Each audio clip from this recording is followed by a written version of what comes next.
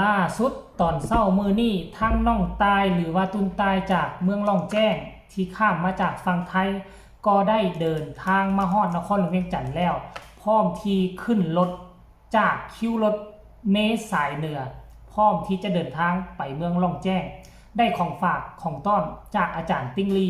ผู้ใดสนใจให้ติดต่อไปหาตุนตายด่วนเลยเด้อมีจำนวนจำกัดมีเพียงแต่30อันเท่านั้น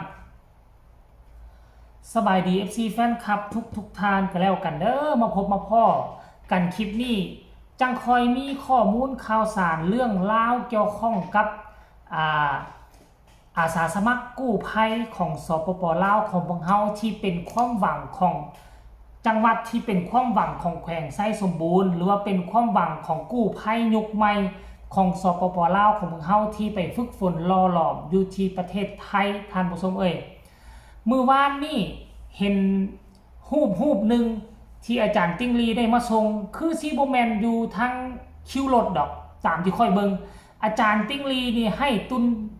ตายนี่ขี่ยนต์มาพุ่นได้ตามที่ค่อยเบิงได้ทุกคนมีทั้งภาษาอังกฤษมีทั้งภาษาไทยแล้วก็มีทั้งภาษาจีนขั้นเต็มแบบนี้ค่อยคิดว่าต้องอยู่ท่าอากาศยานต้องเป็นสนามบินแหละตายอาจจะนั่งเครื่องบินมาลงสนามบินวัดไต่แล้วก็เศร้ามื้อนี้ต่อรถเนาะเพราะว่าสนามบินวัดไต่อยู่ใกล้ๆกับสนามคิวรถสายเหนือเด้ห่างจากกันก็สิประมาณ 4-5 ลักนี่แหละทุกคนมื้อเช้านี่ก็เห็นทั้งน้องตายเพิ่นไปถ่ายรูปถ่ายห้อยเนาะไปถ่ายรูปถ่ายห้อยให้กับบรรดาแฟนๆได้เห็นบอกว่าตนเองตอนนี้อยู่ใส่เป็นจังไดกำลังสิขึ้นรถอยู่ตามที่ค่อยเบิ่งแล้วเป็นคิวรถสายเหนือซึ่งสมัยก่อนประมาณ10กว่าปีนี่เป็นขาประจำค่อยจะเดินทางตลอดระวังเวียงจันทน์หลวงพระบางตลอดเลยแต่หลังจาก10ปีหลังผ่านมานี่ค่อยก็บ่ได้ไปเนาะบ่ได้เที่ยวแล้วก็มามีรถไฟหั่นแล้วประมาณ 3-4 ปีแฮงคักเข้าไปบ่ได้ไปรอคิวรถเมล์เลยแต่ก็บ่แน่ได้อีก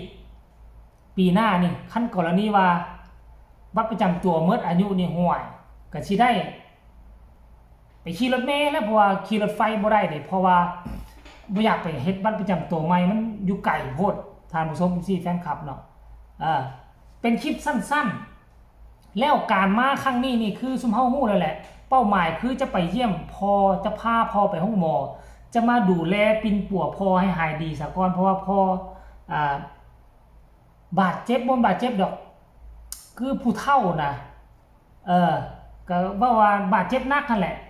สุขภาพบ่แข็งแรงเจ็บไข้ได้ป่วยจะต้องมาดูแลเบิ่งแยงพอสากรแล้วก็นำเอาของดีจากอาจารย์ติ้งลีพอมื้อนั้นไล่สดหั่นน่ะเห็นคนสนอกสนใจหลายเลยแหละทุกคนนี่สนใจหลายเลยเพราะฉะนั้นในเมื่อคนสนใจแล้วอาจารย์ติ้งลีเลยมอบให้มีทั้งหมดคือปั้มออกมานี่39องค์หนึ่งมอบให้ทั้งน้องตายเหลือ38อันนะองค์หนึ่งให้น้องตายโดยพิเศษได้แล้วเอาให้น้องตายมาฝากให้คนทั้งฟังเล่าบูชา30องค์อาจารย์ติ้งลีเก็บไว้กับสิประมาณ8องค์สันตัวอยู่ใน30องค์นี่โอ้คนติดต่อมาตุ่มตามบ่ฮู้ว่ามฮอดนครหลวงเวียงจันทน์นี่หมดไปจักองค์แล้วท่านผู้ชมแล้วยังอยู่ทั้งแขวงไส้สมบูรณ์อีกตึมของดีผู้ใดก็อยากได้ท่านผู้ชมเนาะไผก็อยากได้อยากให้ทุกคนไปชมภาพบรรยากาศตอนที่น้องตายรีวิวคลิปสั้นๆอยู่ที่คิวรถว่าบขสหรือว่าสถานีขนส่งนครหลวงเวียงจันทน์เหนือนี่สิเป็นแนวใดเฉพาะรถขึ้นภาคเหนือได้ประมาณ 7-8 แขวง 7-8 จังหวัดจะต้องได้มาขึ้นรถอยู่นี่ว่าจะน้อยจะใหญ่ขนาดใดให้ทุกคนไปชมคลิปนี้พร้อมๆกันเลย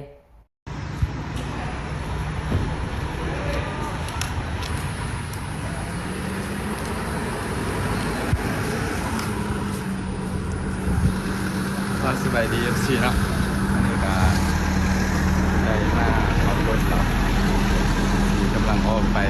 ลงแจกพาเบิ่งทางเหมือนกันเนาะซีรีวิวทางเป็นระยะให้เบิ่ง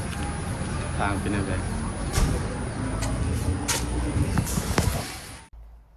เห็นบ่ FC แฟนคลับ นี่เป็นสถานีรถใหญ่นัมเบอร์2ของนครหลวงเวียงจันทน์นครหลวงเวียงจันทน์นี่มี2สถานีเท่านั้นสายใต้และก็สายเหนือสายเหนืออยู่แถวดงนาท้องจะมีรถที่มาจอดกันอยู่นี่ก็ห่วย8แขวงภาคเหนือบ่ได้8แขวงทั้งเหนือนะตั้งแต่นี่สิขึ้นไปทางแขวงเวียงจันทน์หลวงพระบางบริคำไซไซสมบูรณ์เสียงขวางหัวพันพงศลีตัดเข้ามาไซอุดมไซหลวงน้ำทาบ่อแก้วห่วยบน8แขวงภาคเหนือเด้มันหลายได้ทุกคน10แขวงทั้งเหนือพุ่นน่ะแต่ว่าถึงจังไดก็ตามท่านผู้ชมบางคนนี่คันสิขึ้นแข่งไซสมบูรณ์นี่เขาก็ไปทางนี้ก็ได้นี่ไปขึ้นอยู่หั่นอยู่แต่ว่าเขาลองลงทางใต้ขึ้นไปทางนี่นะปากสั้นนี่ก็มีทุกคนเลยมันมีหลายทางไปบางขั้นก็ขึ้นทั้งหิงห้องหิงเฮิบขึ้นมาทางสิมาวังเวียงนี่เนาะสมัยก่อนนี่สถานีตัวนี้นี่ใหญ่สุดในลาวแต่พอสถานีรถเมสายใต้เฮ็ดขึ้นมาโอ้ทางสายใต้นี่ใหญ่กว่าคักกว่ามาตรฐานคักกว่าอีกสายใต้นี่ก็เมาร่วมตั้งแต่พุ่นบริคำไซ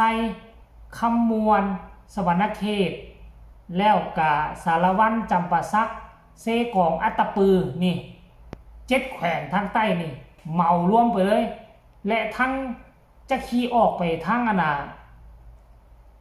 กัมพูชีพุ่นก็มีได้ท่านผู้ชมแต่ว่าสำหรับคิวรถอีกคิวรถนึงที่สามารถขี่รถมาแต่ฝั่งไทย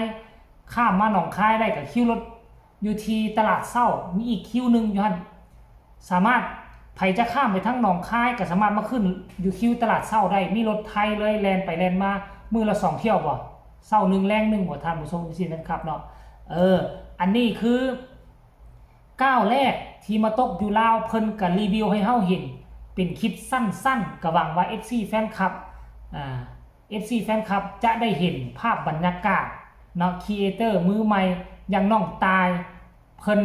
ถ่ายทอดมาให้พวกเฮาเห็นในขณะที่พวกเขากำลังโอ้ล้มกันนี่เผลอๆน้องตายอาจจะเข้าสู่เขตแขวงไซสมบูรณ์แล้วแต่ว่าอาจบ่ทันฮอดเฮือนฮอดซ่านดอกเนาะเดี๋ยวเพิ่นบอกว่าเพิ่นจะเก็บกำข้อมูลถ่ายทอดข้อมูลตาม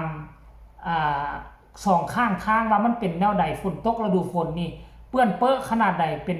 หลุมเป็นบ่อเพิ่นก็สิเก็บกำข้อมูลไปฮอดบ้านเพิ่นมีสัญญาณแล้วเพิ่นก็สิเอาลงมาให้เฮาเห็นเดี๋ยวมีคลิปหน้า